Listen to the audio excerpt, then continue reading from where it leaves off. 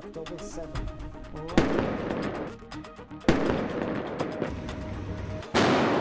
Middle east अब जंग का एक ऐसा मैदान बन गया है जहां गोलियों की तड़तड़ाहट, बम के धमाके और हर दिन अपनी जिंदगी को बचाने का संघर्ष एक आम सी बात हो गई है। हमास के हमले से शुरू हुई इस जंग में अब ईरान, इराक और कई प्रॉक्सी गुटों का सामना इजरायली फौज हर रोज कर रही है। एक तरफ इजरायल है जो कि गाजा में सब कुछ तबाह कर रहा है, वहीं दूसरी तरफ हिजबुल्लाह और हमास समर्थित प्रॉक्सी लड़ाके हर दिन इजरायली इलाकों को दहला रहे हैं।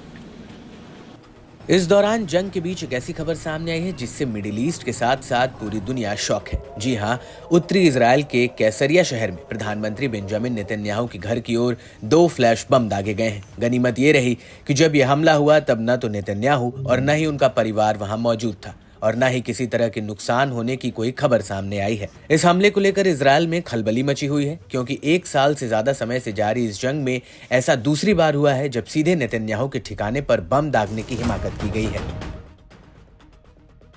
इस हमले से इजरायल के रक्षा मंत्री आग बबूला हुए बैठे हैं। इजरायल के रक्षा मंत्री काट्स ने कहा कि घटना सभी सीमाओं को पार कर गई है। इसके साथ ही काट्स ने सुरक्षा बलों को आवश्यक कार्रवाई करने का निर्देश दिया है। वहीं हमले को लेकर इजरायल के राष्ट्रपति इसहाक हर्जोग ने एक्स पर एक पोस्ट कर कहा और घटना की निंदा की और ये कहा कि इसकी जांच चल रही है।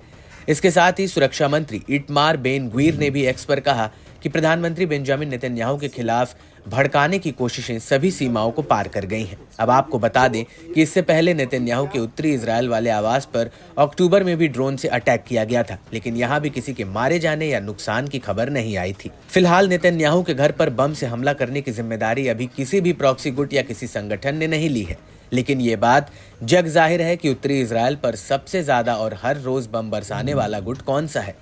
इजरायल और हिजबुल्लाह के बीच अक्टूबर 2023 से ही जंग चल रही है और हिजबुल्लाह ने बीते कुछ समय से अपने हमलों में तेजी भी लाई है। उत्तरी इजरायल के इलाकों पर हिजबुल्लाह के लगातार अटैक से इजरायली बल भी परेशानी का सामना कर रहा है, लेकिन आईडीएफ हिजबुल्लाह को हर हमले का माकूल जवाब भी देता है। नेतन्याहू के आवास पर हमले से अटकलों का बाजार गर्म है और शक की सुई एक ही जगह जाकर रुक रही है, लेकिन मामले में अब इजरायल के बड़े मंत्री और अधिकारी खुद इसकी जांच कर रहे हैं और जांच के बाद ही ये बात सामने आ सकेगी कि इस हमले के पीछे असल में किसका हाथ है।